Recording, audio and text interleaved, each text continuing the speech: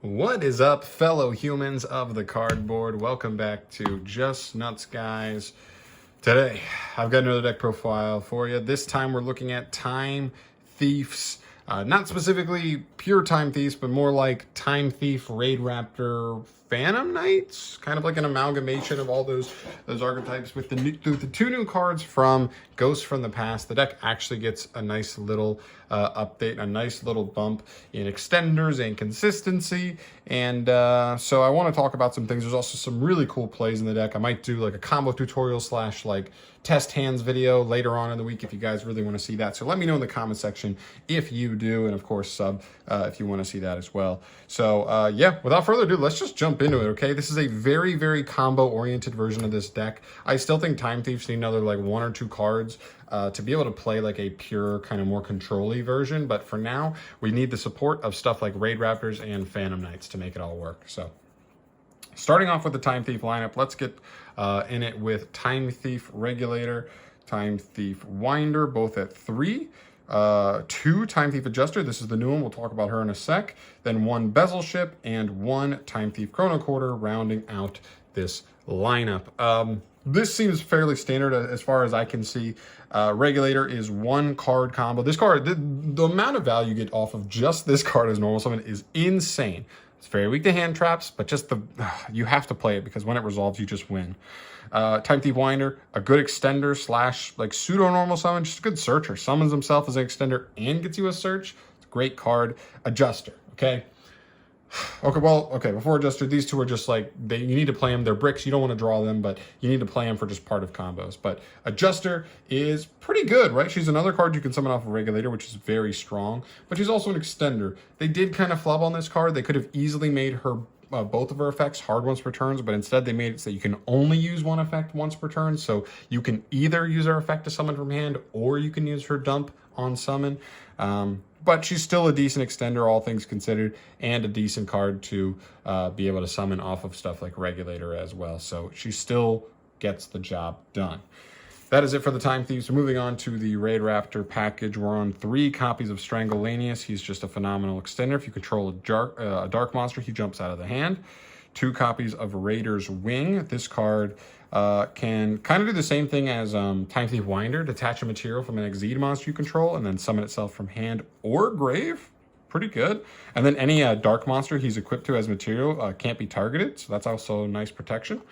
And then the 1 Lanius. This card just says if you control an Exceed monster, summon it from hand, you search this off of the 4 Strix and summon it immediately. Also, don't forget about Strangulanius' other effect, where if it's on the field and you control another Exceed monster with a dark material, it could just summon a level 4 Winged Beast. A level 4 Raidraptor from grave with its effects negated. That's actually pretty good, and it comes up actually fairly often in this kind of build. But this is a very nice package, very strong package.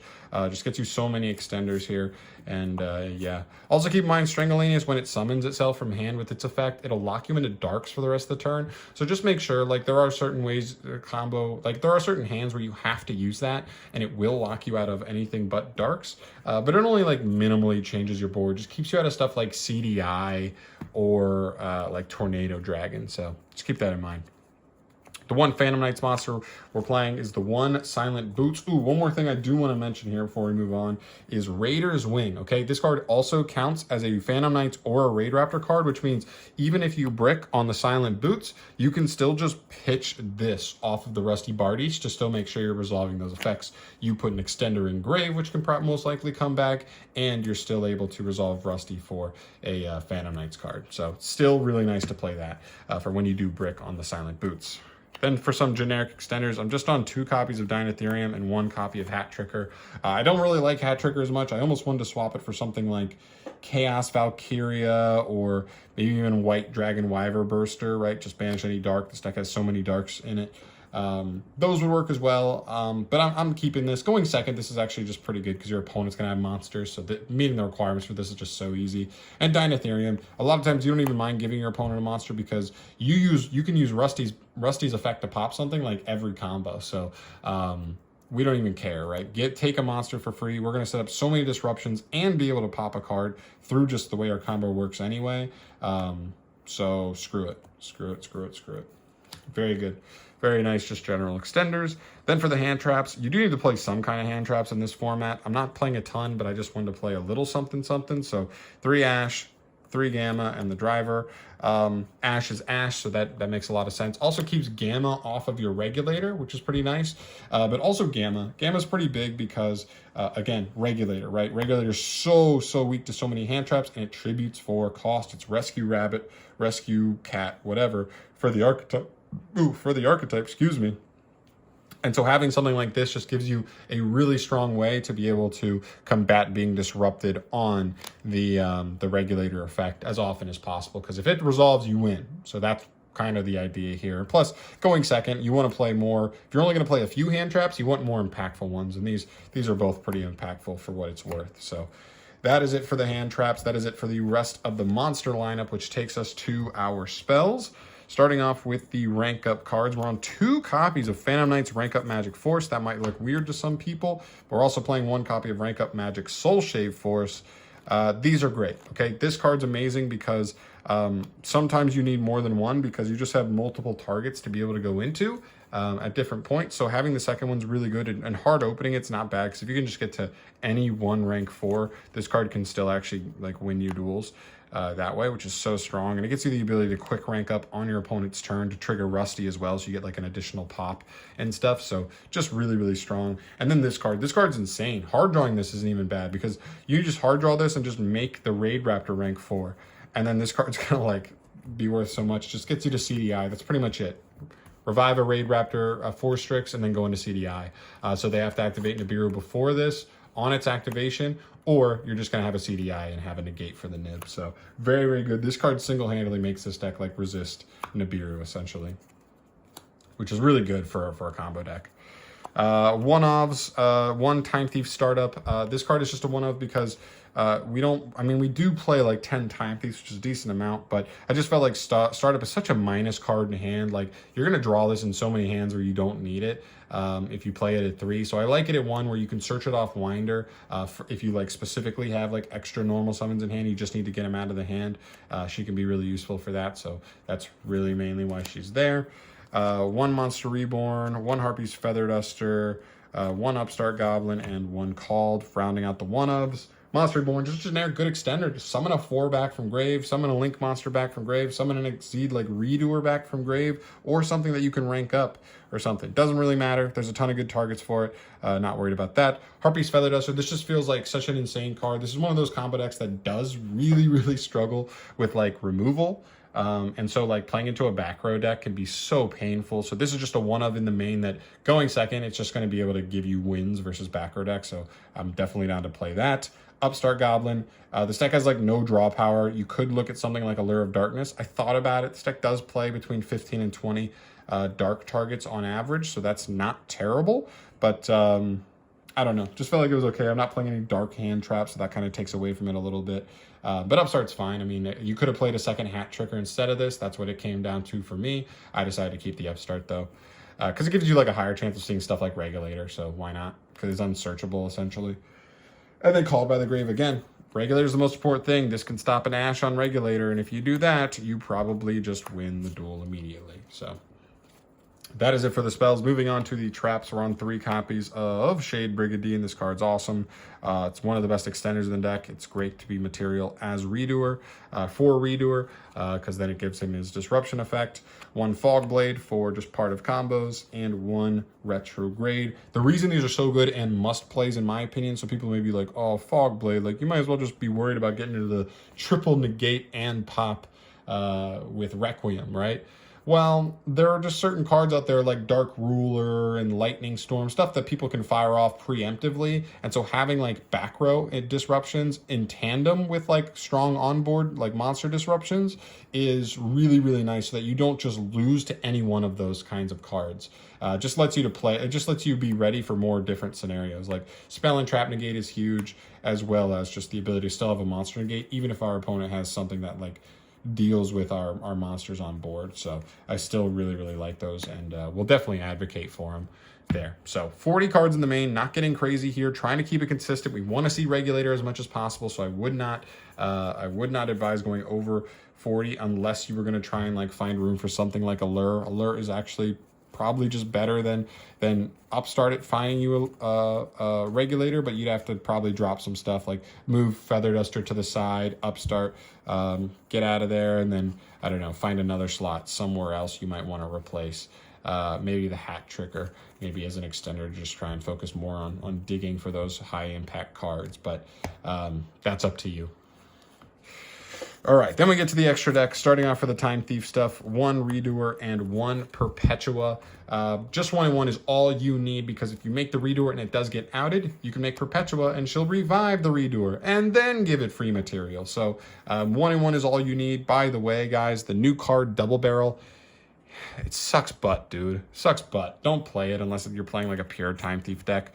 The theory behind that card that really stinks is like that card's only really good with Perpetua, but you're never going to choose to go Double Barrel Perpetua before going Redoer and Perpetua. And so it makes me go like, okay, so then theoretically, the real only time that card's ever worth it is if you want to go Redoer, Perpetua, and Double Barrel. But at that point, you might as well just be making like an insane Raidraptor Phantom Knight board that's just better in general than just having those 3 on board individually. So yeah, just doesn't make sense, unfortunately. Maybe for a pure list down the line, if we get more support cards, it could be nice, but for now, it just doesn't make enough sense to me. For the Raidraptor package, we're on 2 Forstrix, 1 BLLR, and 1 OP14, hilarious. 1 Arsenal Falcon, 1 Ultimate Falcon. So this is like kind of simple here. The basics here are that Forstrix is insane. If you have the ability to make Forstrix with any other level 4 extender, you are off to the motherfucking races, my friend.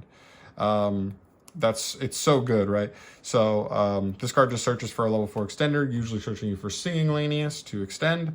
Really good. Not once per turn, by the way, or it's a soft once per turn, I should say. So you use 1 to search an extender to get into Y-Strix, and then after Y-Strix, you get another one to trigger Y-Strix to get the Soul Shave Force. So you definitely need 2 for the combo. Keep that in mind. The Arsenal Falcon and the Ultimate Falcon, both also really good. You can actually raw make this with the Phantom Knights rank up card, because you just need to have enough Darks Engrave, and you can just make like a Forstrix or any other Dark Exceed into this from rank 4. I think this is rank 10. Yeah, I think it's rank 10. So yeah, it is 10. So you just need to have 6 Darks Engrave, which you can do by just churning through your extra deck. So sometimes you make it that way, but most of the time you use it making Ultimate Falcon, or Arsenal Falcon, I mean. The idea is you make Arsenal Falcon under Rusty turn 1. Rusty will pop Arsenal Falcon, and that'll trigger Arsenal Falcon, which if it's destroyed by card effect, it summons another Raidraptor Exceed from extra deck, and then equips itself as material. So now you just have Ultimate Falcon there.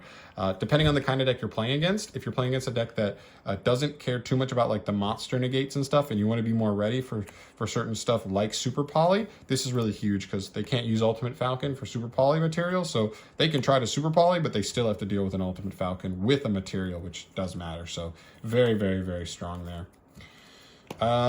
For another card, Cyber Dragon Infinity, this is the last piece of like the Raidraptor stuff. Soul Shave Force is just going to reborn the Forstrix, and then you overlay it for Infinity. Again, this is the point where your opponent either has to nib before or it's going to be negated. So yeah, deck's really resilient because you do that. You actually go for that play pretty early in the combo. Then for the Exceed Dragons, you have Dark Rebellion, Requiem, and Arc Rebellion. This card is just mandatory to be able to make Requiem, because if it doesn't have this as material, it doesn't get its triple monster negates, which is kind of tough, so we obviously want those. The idea here is with the quick effect Phantom Knight's rank up magic force, or rank up magic spell, whatever it is. You rank up this under Rusty Bardi's quick effect on your opponent's turn to make this, which then will give you a pop under Rusty, because you'll summon it to a zone it points to, and then this card will have 3 monster negates, because as long as it has this card specifically as material, it can just not once per turn negate a monster effect by attaching a material. So that's a pop and 3 monster negates, which beats certain decks straight up, so really good. And then Arc Rebellion, I'll be honest, I'm not even sure if this card's really worth, so this could be a movable slot in the deck for sure. But for now, it seems pretty good. I mean, it's just a way to like OTK, right? Like it just gains the attack of all monsters on the field. If your opponent leaves anything in attack mode, you'll just like kill them with this. So it's pretty good. And it allows you to dodge stuff too, just having an extra target in here. If you had like the Phantom Knight set, you could like change a different Exceed if they're trying to remove it into this guy to dodge something. Could potentially be really nice at certain specific points in the duel, but I wouldn't expect it to be over, I wouldn't expect it to overperform, but it could come up, who knows. Then for some generic stuff, Evil Swarm Nightmare, Tornado Dragon, and Divine Arsenal AA Zeus Sky Thunder. Okay, Nightmare, I wanted another generic, just good interruption. You could play Dweller or you could play something else, but the idea is if all you can do with your turn is make one rank 4, I wanted something that felt a little more impactful, and Nightmare's a double Book of Moon, so it's either double Book of Moon or a Dweller or, Baguska, whatever you want to play there. But I like Nightmare because he's still a dark, so you could open the Strangleanius and still be able to make this if that's one of the extenders you had to use even to get to a rank 4. Tornado Dragon, this is just specifically for when you're playing a back row deck. So after game 1, you can make this as your starting board and you're just going to take 2 cards with it and put your opponent in just such a tough spot. So pretty good way to end your board. And then Zeus, I'd say 100% you don't need Zeus at all. I just think there can be those kinds of duels where you do get hand trapped and all you can do is really make one rank 4. You have to kind of stall it out. And something like Zeus in those kind of middling kind of duels can be really huge, as well as going second. Your opponent may not be ready for something like Zeus if all you're going to do is make a redo or attack into something, and then your opponent's like, what's going on here, right? This isn't a normal Xyz Zeus deck. And then you overlay for Zeus and immediately you're like, fuck, I don't have a negate. So they can try to remove Zeus, but you're still going to take everything with them. So it can help you going second in just weird situations. Again, I don't think you need it, but this is a deck that can make Xyz pretty easily. So it can come up in specific board states.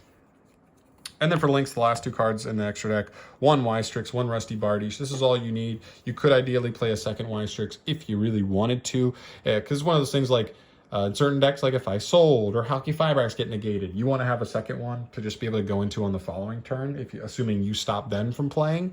So this is kind of the same thing, right? But I think 1 is totally fine because you're usually going 4 Strix first. So a lot of times they'll negate 4 Strix if they're really worried about it, and you'll still have the Ystrix left in deck. And then Rusty, don't need to explain him. He's insane. He's Disruption. He's a +2. This card's ridiculous. Can't believe he exists in our game, but I love it. All right, so that is everything for the deck profile here today. Like I said, subscribe to the channel and definitely let me know in the comments if you want to see more stuff with this deck. If you want me to do test hands or a quick combo tutorial showing you a couple of specific combos and what you can do with the deck there.